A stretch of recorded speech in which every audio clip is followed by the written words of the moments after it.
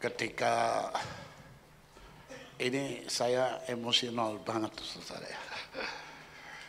Ketika diminta khotbah di sini, saya seperti di surga itu. Benar nggak itu? 3 minggu ini saya khotbah di gereja fenomenal. Artinya sejak saya kuliah itu pernah khotbah di gereja itu. Yang pertama Pak Julius Isak di Tasikmalaya. Lalu Pak Yori Tasik GBI Shalom.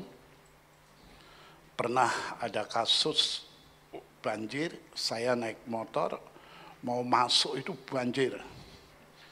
Saya mau balik, Tuhan bilang ngapain pulang? Banjir, nggak ada orang.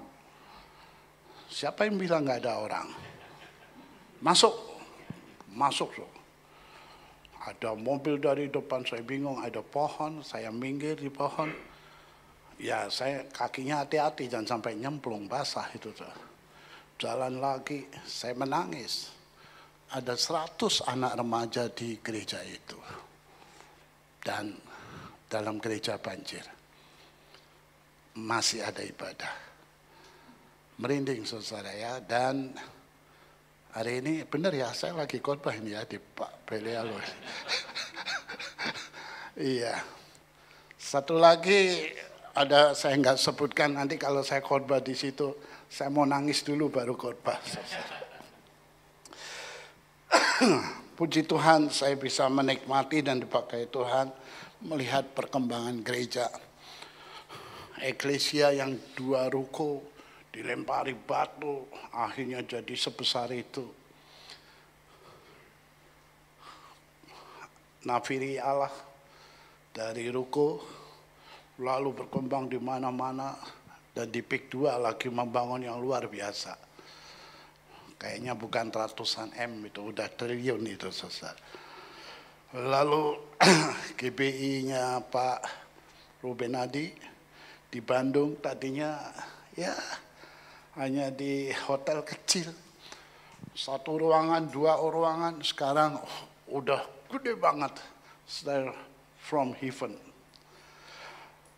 Dan puji Tuhan saya pernah ke sana juga. Cuman sekarang itu begini, kalau udah gede-gede nggak ngundang lagi waktu kecil. Dan saya berdoa supaya ini nggak gede-gede lah. Supaya ngundang lagi. Kalau udah gede-gede nggak diundang. Ya nggak apa-apa lah, namanya pelayanan ya. Mungkin beda konsep-konsepnya yang disampaikan. Tapi ya setidak-tidaknya saya pernah berdiri di sana untuk khotbah di gereja yang baru, kira-kira begitu ya.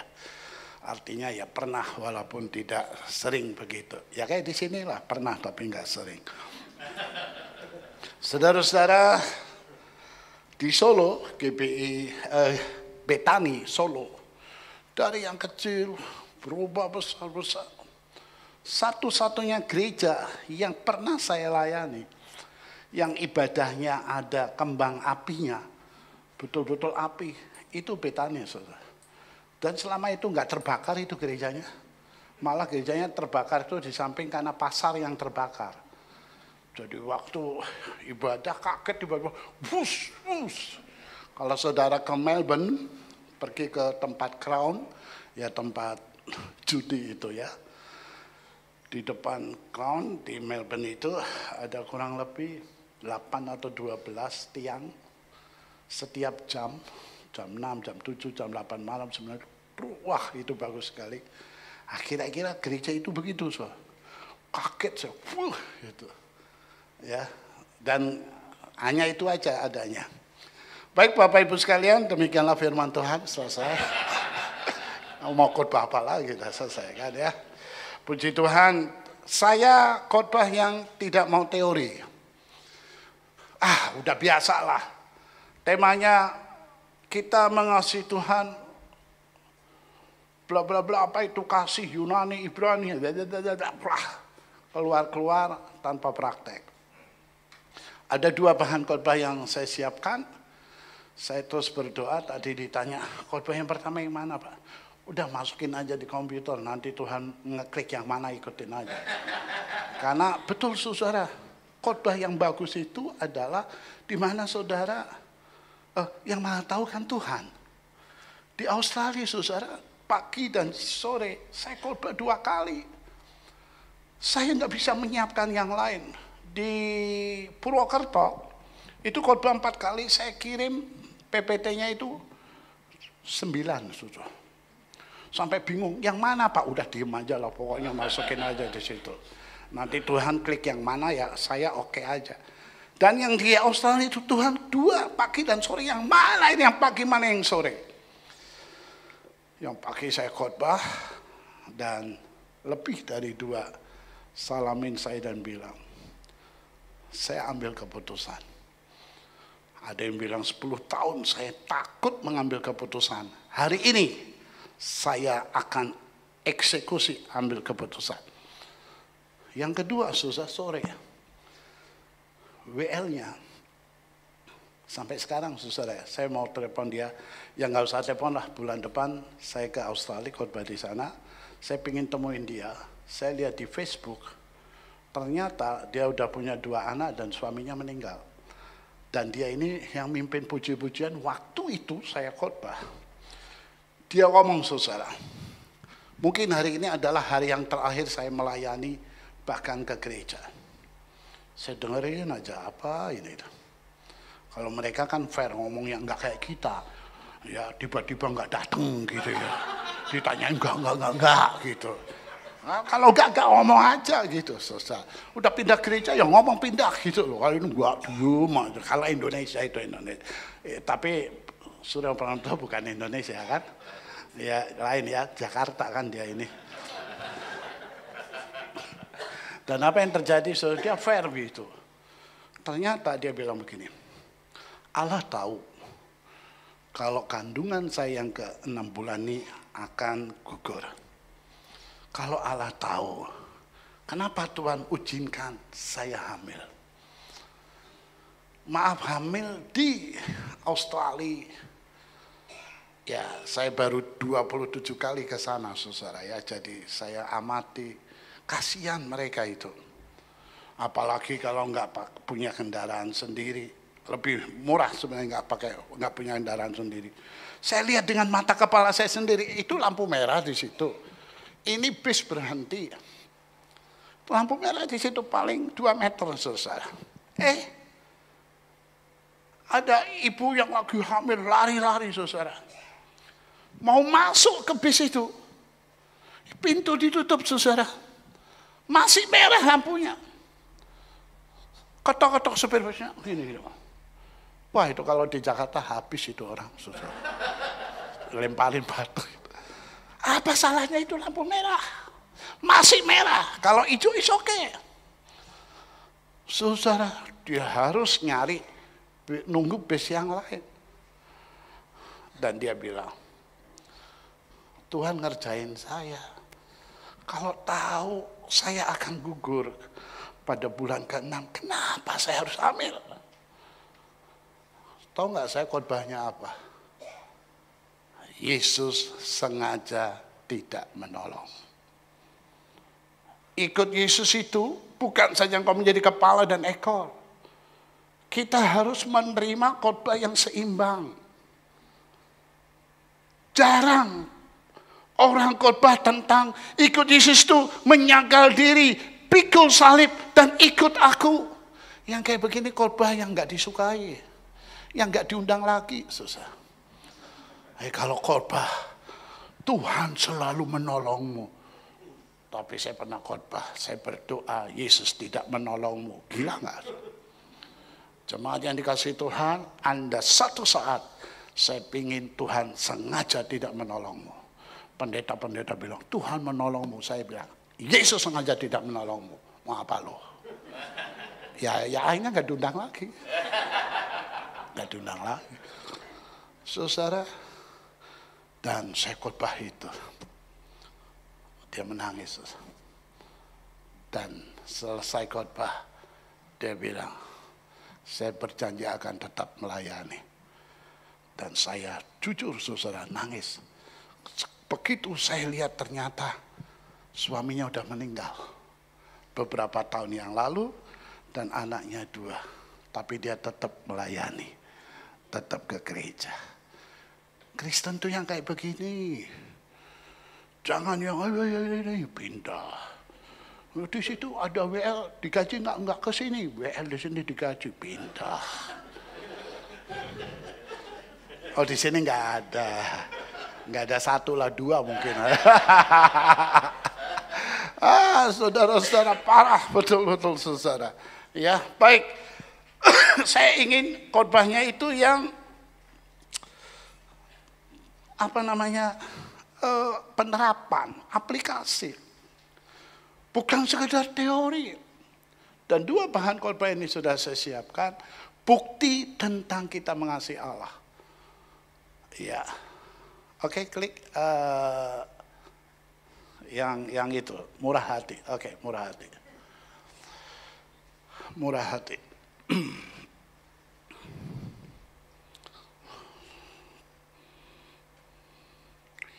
Oke, klik. Atau saya boleh pakai ini? Enggak usah. Apa? Beli dulu aja, beli sudah. Oke, kita baca sama-sama. 3, 4. Kasih itu sabar. Kasih itu murah hati. Ia tidak cemburu. Ia tidak memegahkan diri. Dan salah satu poin. Salah satu unsur kasih yang harus kita praktekkan adalah yaitu murah hati. Ciri orang Kristen itu murah hati. Kalau kita tidak punya ciri, salah satunya adalah murah hati, perlu dipertanyakan. Jangan ngomonglah aku mencintaimu Tuhan, aku mengasihimu. Prek, saudara. Tunjukkan hidup sehari-hari. Nggak usah sama Tuhan, sama orang yang saudara cintai. Saudara, Anda bisa cek, ini lawan jenis saya, suami istri saya, anak orang tua saya mengasihi saya atau enggak. Murah hati enggak sama kita? Kalau hitung-hitungan, ada di sini, waktu pacarnya ulang tahun, beliin apa ya? Bando yang abang-abang lewat pakai gerobak. Bang berapa bang? 5.000, 10.000 5 ya. Ngajak berantem. Bisa dibunuh ini orang, saudara. Itu bukan nawar, saudara. Ngeledek gitu, saudara. Yang 2 kali pakai langsung patah, saudara. Beda. Tahun berapa waktu isi pacar saya ulang tahun. Saya pergi ke Golden Truly yang di Gunung Sahari. Dan saya nggak punya duit, pinjam duit, saudara. Dia suka pakai bando, saya pergi ke Golden Truly di bagian bando. Saya bilang, Mbak, waktu itu paling mahal 25.000. Mbak, ada gak yang lebih mahal dari yang 25.000? Nggak ada Pak, saya lega karena duit saya 25.000. Duitnya 25.000 jadi lega. Kalau ada saya mikir juga duitnya kurang. Beli. Kotak kadonya juga yang bagus. Mana ada buat pacarnya, dibungkusnya pakai kertas koran. Pos kota lagi. Saudara-saudara, doyok lagi pas gambarnya. Saudara, mengasihi itu buktinya apa? Murah hati. Murah hati, klik. Kasih itu murah hati. Dan kita akan belajar dari jemaat-jemaat Makedonia. Perhatikan yang betul adalah jemaat-jemaat Makedonia. Kalau ada orang bilang kita menjadi atau kita belajar dari jemaat Makedonia, itu salah. Ya, itu satu daerah jemaat Makedonia itu nanti ada ya. Kita akan bahas. Klik. Oke, baca sama saya aja lah biar cepat. Saudara-saudara, kami hendak memberitahukan kepada kamu tentang kasih karunia yang dianugerahkan kepada jemaat-jemaat di Makedonia. Selagi dicobai dengan berat dalam berbagai penderitaan, sukacita mereka meluap. Dan meskipun mereka sangat apa? Sangat apa? namun mereka apa? Kaya dalam kemurahan. Klik. Aku bersaksi, ini Rasul Paulus berkata, bahwa mereka telah memberikan menurut kemampuan mereka. Bahkan apa?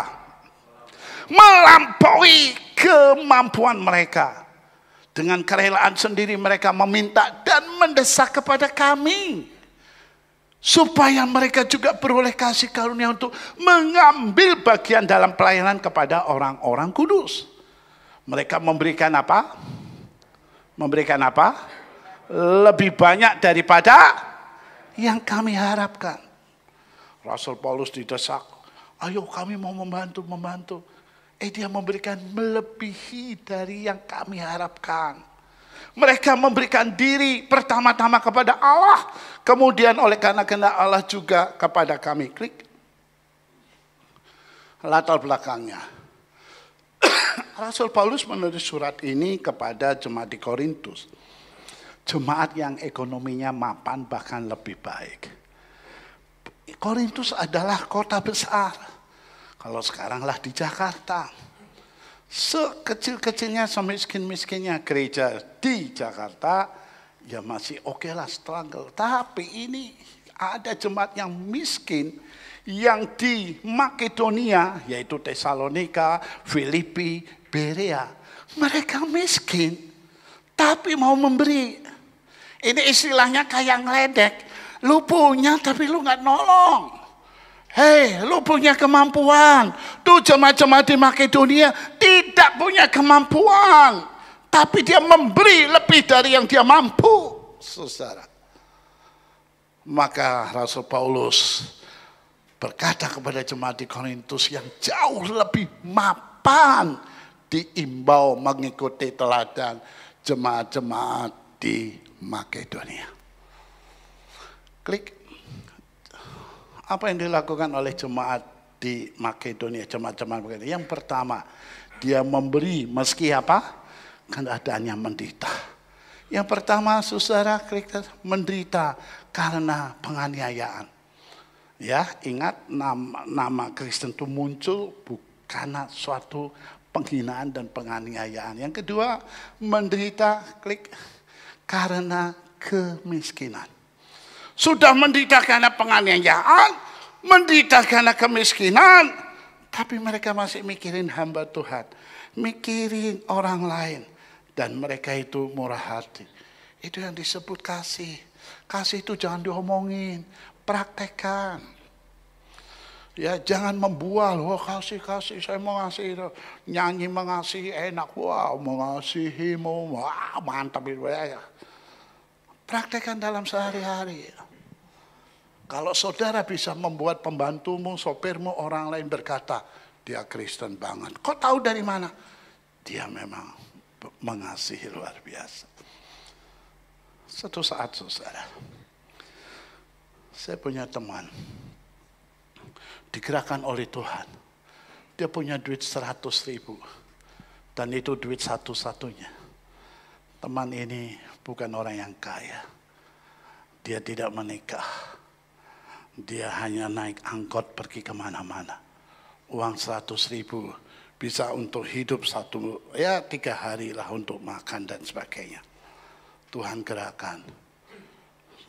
Punya duit berapa? 100.000. Pergi ke toko buah beli anggur.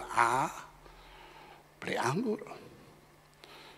Dan dia ikuti beli anggur.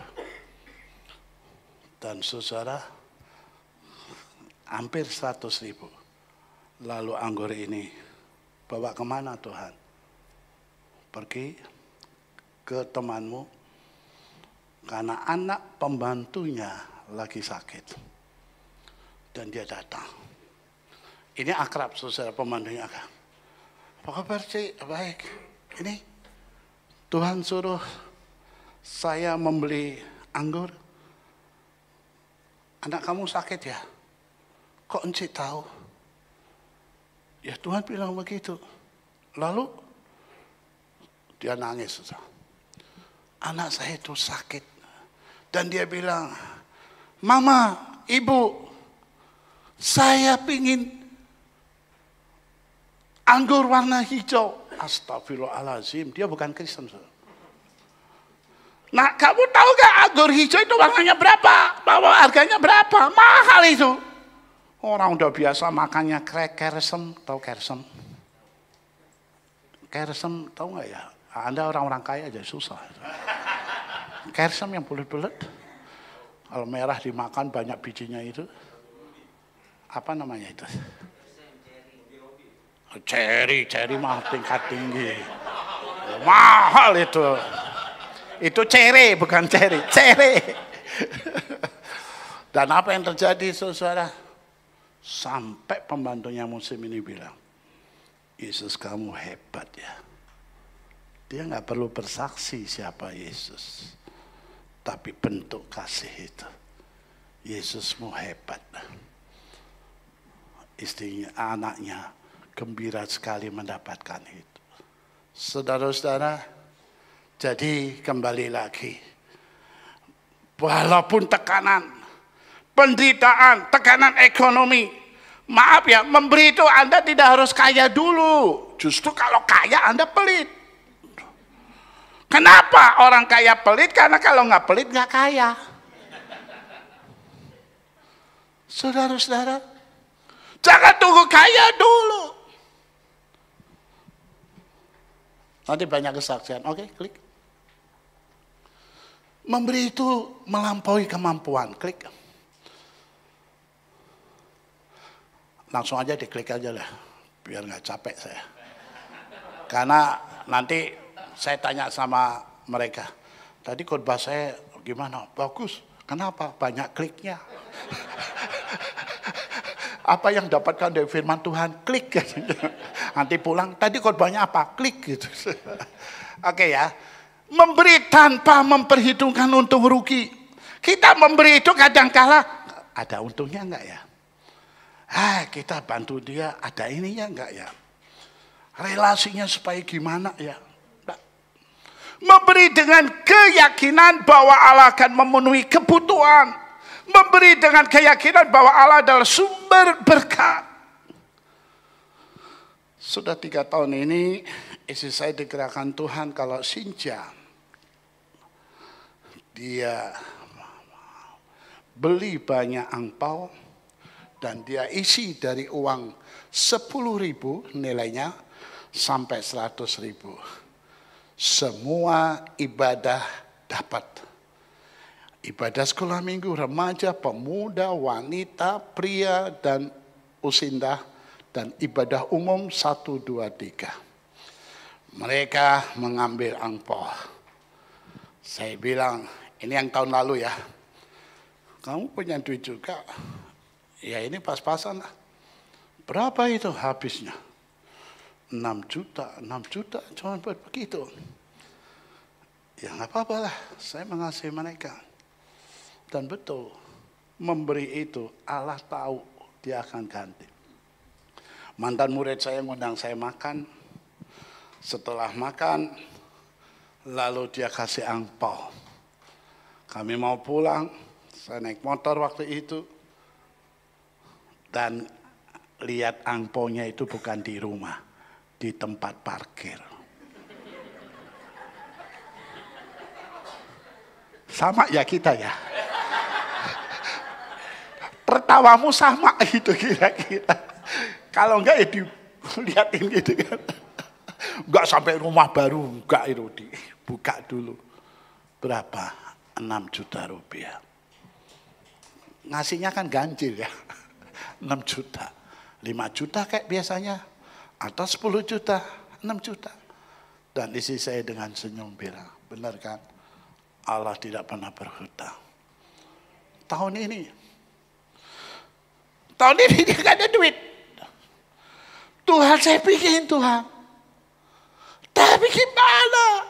Agak stres saudara karena pingin memberi tapi gak ada. Tuhan tolong. Dia cerita sama saya.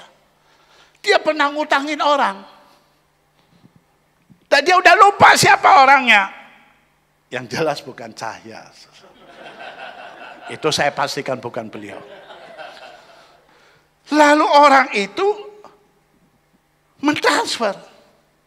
Bu maaf ya, saya baru bayar utang saya. Dia bilang sama saya, kapan saya ngutanginya ya lupa. Satu lagi yang lebih aneh lagi.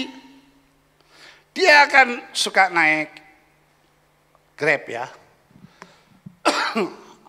Motor, biasanya sukanya motor bukan mobil. Karena lebih murah motor. Maksudnya lebih cepat juga. Sekarang beliau lagi khotbah di GP Amanat Agung. Tadi saya antar sini, nanti pulangnya dia sendiri. Lalu dia mau bayar pakai OVO. Lah, kok ada duit yang 2 juta lebih? Dia selidiki ini duit 2 juta siapa yang ngirim? Nggak ketemu. Ada bulan November, kiriman orang 2 juta. Dicari siapa? Nggak ketemu. Dan saya pastikan itu bukan Pak Cahya. Artinya Pak Cahya nggak ngutang dan nggak ngasih. Dan apa yang terjadi susah? Dengan senyumnya. Benar kan? Allah baik kan?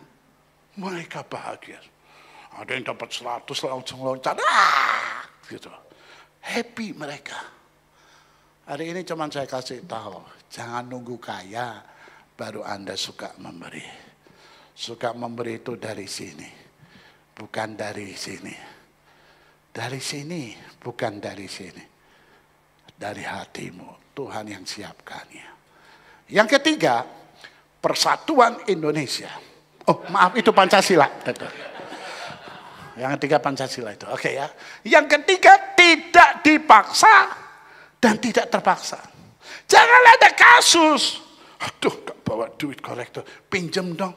Hei kolektor gak usah pinjam-pinjam.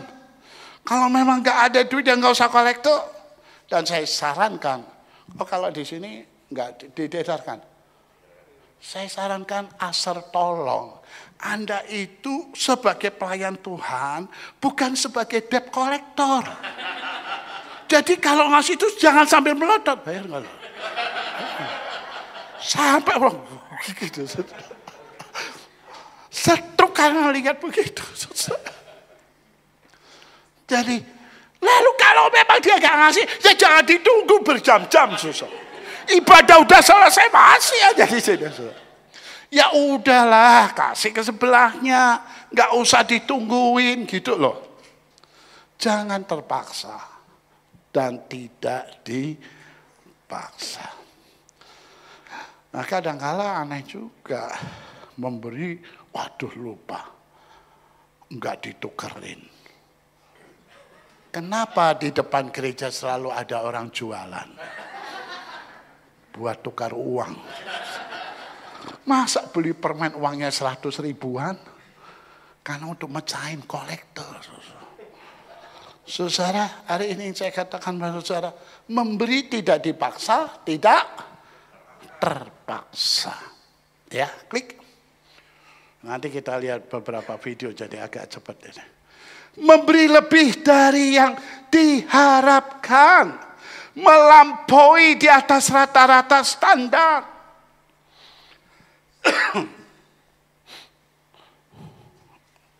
Dari satu yayasan yang suka bagi-bagi Alkitab, telepon saya, Pak, kami mau apa itu kalau cerita tentang ini apa ya bahasanya? Bukan kesaksian kalau ngomong presentasi ya. Inilah kalau sering keluar negeri bahasa Indonesianya parah. Padahal kalau di luar bahasa Inggrisnya juga parah. Presentasi ya. Saya bilang, Pak, Bapak salah alamat. Jangan presentasi di gereja kami. Bapak buang waktu. Lebih baik saya kenalin tuh gereja-gereja yang besar. Karena saya bicara kemungkinan efek dari Anda berpresentasi itu akan lebih bagus. Oh enggak Pak. Siap mental, nanti kalau nggak dapat apa-apa, siap Pak. Kami disuruh Tuhan tetap ke tempat Bapak. Siap mental ya? Oke. Saudara, jemaat kami umur 45 tahun. Enggak kerja. Mau kerja apa umur segitu? Ketika siapa yang ingin memberi, diangkat tangan. Berapa jumlahnya? 20. Dicubit sama istrinya. Kenapa sih cewek-cewek kalau nyubit suaminya kok di pinggang? Ya mau dihitung itu sekali gitu. Cubit. Itu bukan sakit geli tahu, saudara. Ada apa? Dia bilang begini.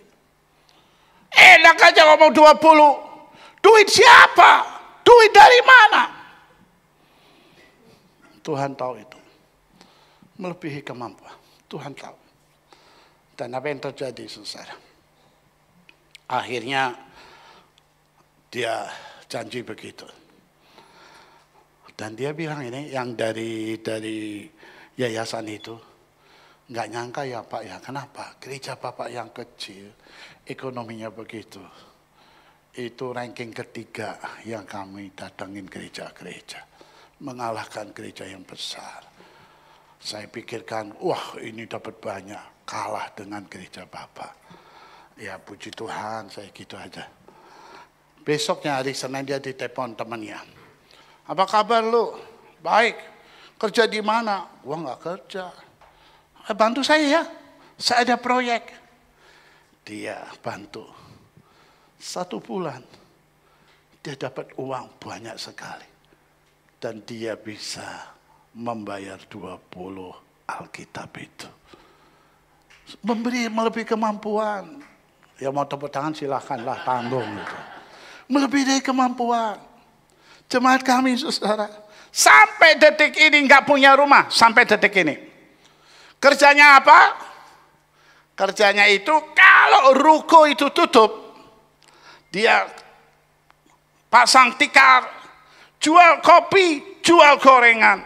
Dari jam 7 malam sampai jam 12. Kalau malam minggu sampai jam 3. Tapi jam 7 pagi dia satu keluarga pasti ibadah. Saya tanya, pulang jam 4 sampai rumah? Iya. Jam 7 ke gereja. Kalau saya tidur kebablasan Pak, saya nggak akan bisa ke gereja. Jam 7 dia ke gereja. Sampai detik ini nggak punya rumah. Saya gemetar, ada 2 kejadian yang membuat saya menangis. Yang pertama, ketika kami mau memperluas gereja, mau membeli tanah belakang, dia datang ke saya. Bapak pendeta, saya nggak punya uang di bank. Lalu saya mau bantu beli tanah. Dengan cara apa? Dia lepaskan cincin emasnya. Dia lepaskan gelang emasnya. Dia lepaskan kalungnya. Dia lepaskan kalungnya. Apa? Iya saya tahu masa saya goblok banget pendeta. Saya lagi gatel. Ini protes saja kalau pendeta khotbah. Orang lagi gatel kok. Anting gitu. Gue tahu. Tahu. Kena deh. Emang gue sengaja. Lepaskan kalungnya. Lepaskan antingnya. Saya bilang, Bu, jangan. Dia marah, susah. Jangan menghalangi saya memberi untuk Tuhan. Saya nangis. Sekarang pun pengennya nangis, saya tahan-tahanin. Melihat peristiwa itu. Maka kalau gereja kami panjang seperti itu. Bukan dari orang kaya. Dari orang seperti jemaat-jemaat di Makedonia. Dan sekarang pun saya didik jemaat saya. Jadi salah satu jemaat-jemaat di Makedonia. Suka memberi, nanti ada videonya. Saudara-saudara, saya ingin katakan pada saudara, melampaui. Peristiwa yang kedua yang bikin saya nangis. Saya duduk di belakang, selesai ibadah, dia temuin saya. Dia kasih amplop. Saya tanya, buat apa? Kan Bapak Gembala mau ke Kalimantan. Pelayanan di desa-desa. Di pedalaman. Ya, titip ya untuk hamba Tuhan di sana. Kami sudah membawa baju pendeta itu yang ada kolar itu. Wah, ada 40 lebih. Bawaan ini, bawaan itu. Wah, udah puluhan juta itu habis. Bukan kami orang kaya. Saudara, kalau kartu ATM BCA saya kasih saudara, Sekarang ini kalau ada duit 200.000 aja, itu buat saudara. Tapi saya nggak mau hidup karena ATM. Yang sekarang harus dicek, jangan nanti siang, karena siang transferan dari sini, jadi lebih. Sekalian ngingetin gitu. Makanya ngeceknya sekarang, jangan nanti siang. Kalau nanti siang ditransfer. Jadi bercanda sama Pak Yosua. Perlu gak itu uang muka duluan 10%.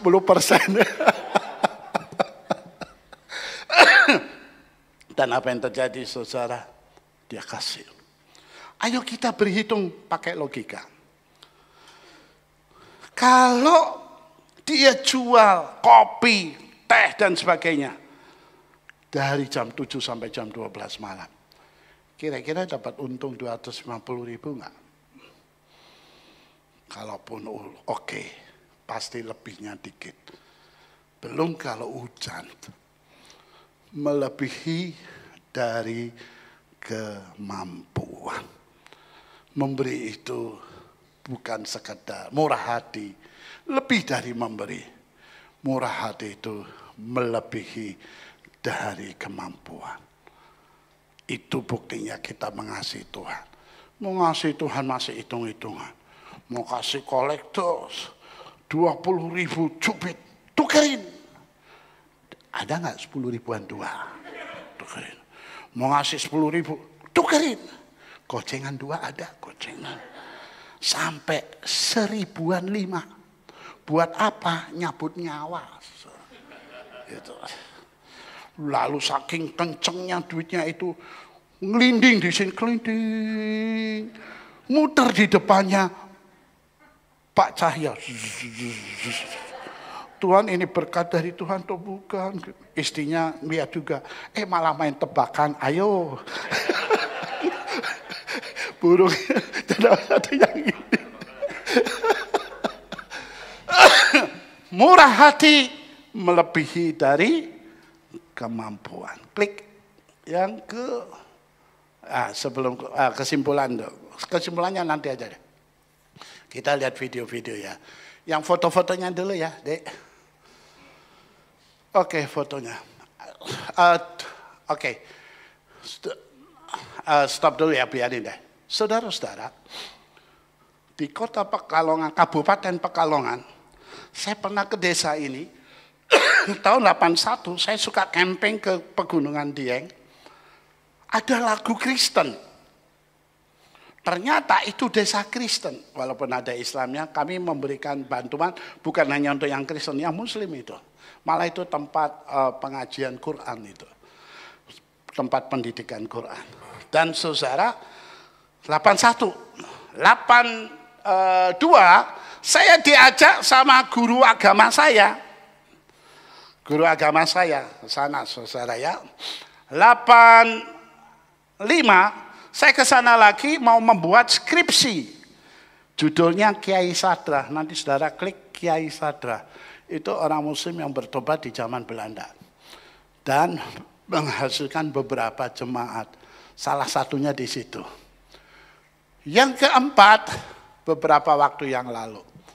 Beberapa waktu yang lalu saya digerakkan Tuhan ke sana. Jujur saudara, saya dan istri punya tenaga. Tapi kami nggak punya amunisi, istilahnya uang. Tapi kami nekat aja. Saya ada duit 2 juta. Yaudah, berangkat. Mobil saya mobil listrik.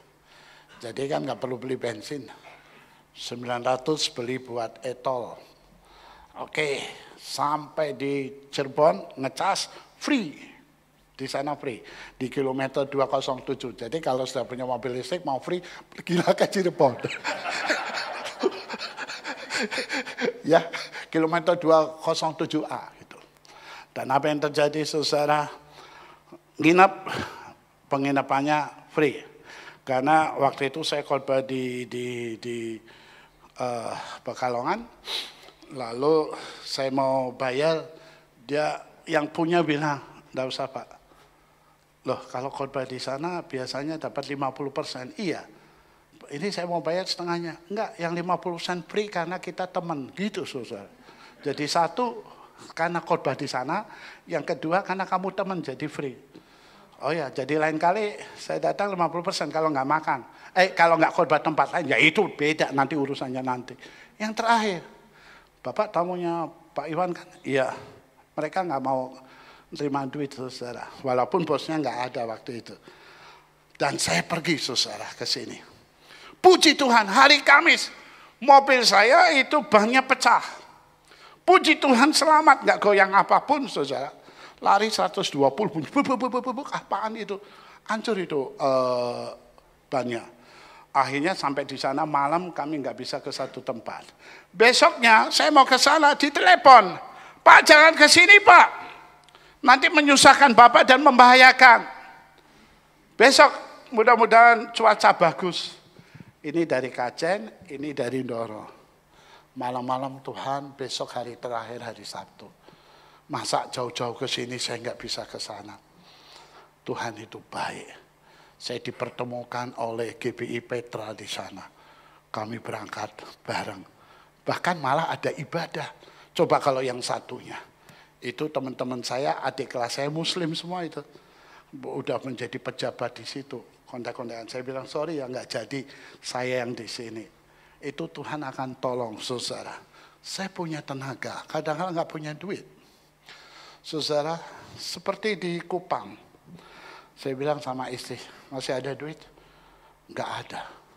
Besok kita mau 20 pendeta loh, ngajak makan. Nggak ada duit, kan udah janji mau ngajak makan. Oh, kalau makan ada. Tapi kalau ngasih apa? Ngasih amplop nggak ada. Ngasih amplop ada, isinya yang nggak ada. Dan apa yang terjadi saudara? Setengah 12 malam gelisah saya. Gelisah. Tiba-tiba WA masuk padahal signal susah. Pak Abraham masih di Kupang? Ya. Apa yang bisa saya bantu? Saya bilang, ibu adalah malaikat dari Tuhan. Besok saya ajak makan 20 pendeta. Untuk makan ada. Tapi kalau amplop nggak ada. Siapa? Jam 00.15. Udah pagi. Saya baru bisa tidur. Karena masuk transfer 20 juta. Saya jadi tenang. Tapi begini nggak enak saudara. Makanya jujur ya, saya sedang mencari mitra yang gua punya tenaga, lu punya duit, ayo kita kerjasama. Ya, saudara-saudara, pergi kemanapun. Leo Tobi ya, yang di NTT. Satu saat isi saya digerakkan. Lalu nggak ada penerbangan.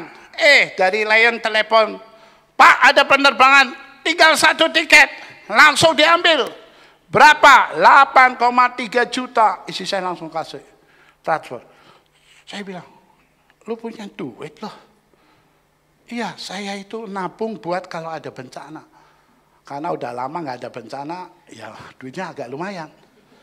Yang penting dah, saudara tahu nggak? Nanti di kesimpulan ada, lebih baik menyenangkan Allah daripada menyenangkan dirinya. Itu malam ulang tahun dia. Berangkat, kita udah siapin mau makan apa itu ya. Lalu ulang tahunnya, dia tidur di pengungsian. Dia ketemu dengan pejabat Kemensos, mau dikasih kamar hotel. Dia bilang enggak, terima kasih. Lebih baik bersama dengan mereka. Saudara, Anda nyumbang-nyumbang, transfer ke sini, transfer ke ini, nyampe enggak itu? Kami paling depan. Di Cianjur, saya berapa kali ngepelin uang. Kok ada? Ya ada orang titip. Pak Bram titip ya, oke. Karena apa? Pemerintah masih lama. Saya ingin ke sana lagi saudara ya. Karena pendeta di sana. Jadi ceritanya pendeta di sana satu saat dibangunkan rumah 3 lantai oleh seorang pengusaha yang kaya. Dan apa yang terjadi? Dia pergi ke gereja. Bukan pengusaha yang kaya, mantan-mantan muridnya bersama-sama dia. Lalu dia mau ke gereja, istrinya kecapean. Gak, kita harus pergi ke gereja untuk doa. Pergi. Ada suara gemuruh. Sampai di gereja dapat berita. Rumahnya habis. Gentengnya pun gak kelihatan. Dan di belakangnya, sebelahnya ada kafe. 30 orang sampai detik ini belum ketemu. Dan puji Tuhan saya ke sana, ada jembatan yang putus. Saya ingin ke sana dan puji Tuhan bisa ibadah bersama dengan mereka. Istri saya, doanya nanti ada dua istri saya. Walaupun mereka ada ini, kami belajar bersyukur. Ya, oke, foto-fotonya dulu. Supaya ini latar belakangnya aja. Oke, Dek, yang tadi. Ini ibadah. Ya. Yang tadi Muslim, ini Kristen. Klik. Nah, ini jembatan putus. Oke, klik. Ini isi saya ya. Oke. Klik. Nah, itu isi saya. Yang sebelahnya suaminya itu. Ya, klik. Karena jembatan putus, maka harus lewat jalan seperti itu. Klik. Ini videonya. Yang video, yang tadi video ini. Oke. Abram Sola melaporkan bahwa ini jembatan terputus. Lihat, gara-gara longsor itu. Nah, ini jembatan terputus, ngeri banget, lihat bawahnya itu. Dan pengiriman barang, ya lihat terputus banget, ngeri kan. Nah, ini jembatan terputus, pengiriman barang itu modelnya seperti itu. Dikirim barang, ya. Dan ini ibu-ibu ikut membantu bentuk pengiriman logistik karena terputus. Ya. Nah, itu lihat per karung. Nah, ini karungnya tuh, sistemnya per karung begitu, ya. Nah, akhirnya nyampe juga ya. Oke, saya Abram Sola dan ibu-ibu semangat. Ya, yang lain, klik video yang lain. Ini doa isi saya dalam ibadah. Penyertaan yang luar biasa. Terima kasih Tuhan, kami mau berdoa untuk keluarga di tempat ini yang dengan ramah, terbuka, menerima kami Tuhan. Tuhan Yesus memberkati keluarga Pak Bambang, keluarga Ibu Tuti, supaya mereka terus setia kepada Tuhan dan dipakai Tuhan. Langsung aja klik yang lain. Udah habis? Ada kan? Ya. Ini. Oh, bukan. Kaget. Ini.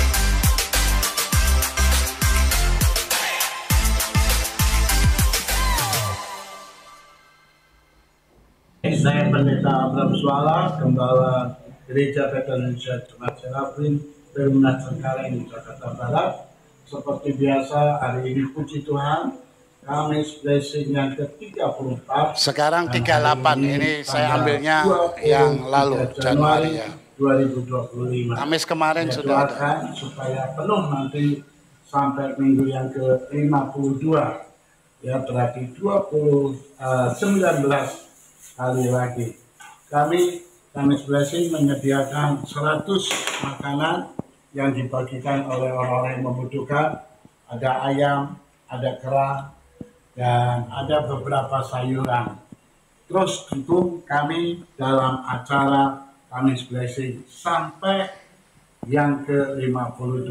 Terima kasih untuk dukungan beberapa orang dan dukungan kaum wanita dan kaum remaja di tempat ini dan jemaat yang mendukung Kamis Blessing.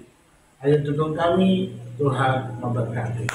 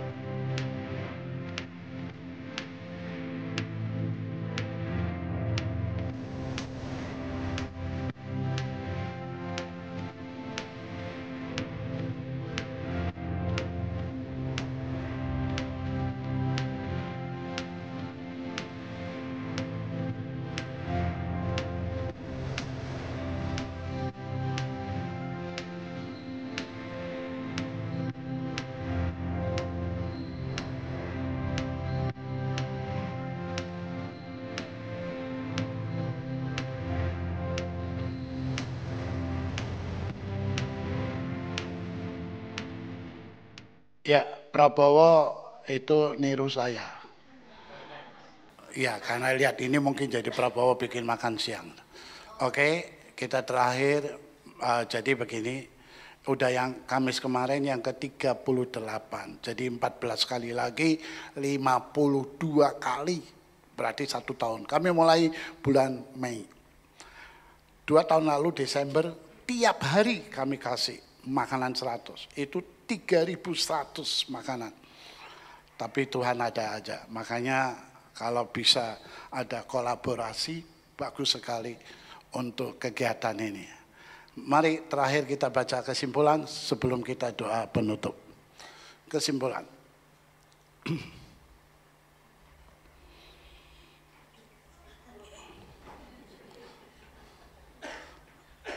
Kesimpulan. Oke, baca sana. 3, 4. Kasih menggerakkan kita untuk memberi sekalipun kita mungkin berada pada posisi yang seharusnya diberi. Kasih menjadikan kita pribadi yang murah hati untuk bisa memberi tanpa pamrih. Memberi melampaui batas kesanggupan kita memberi. Memberi tanpa mengharapkan untuk balas diberi. Memberi dengan kesadaran pribadi, lebih baik apa? Menyenangkan Allah daripada diri sendiri. Mari kita berdoa. Terima kasih Tuhan untuk firman yang telah kami dengar. Hamba-Mu boleh berhenti bicara, Roh Kudus bekerja, dan kami berdoa untuk gembala kami Pak Cahya, istri dan seluruh keluarganya, dan para pelayan Tuhan. Biarlah dipakai dengan luar biasa, menguatkan, meneguhkan, bahkan memperlebar kerajaan Allah tempat ini. Dalam nama Yesus kami berdoa, haleluya. Amin. Amin. Tuhan memberkati.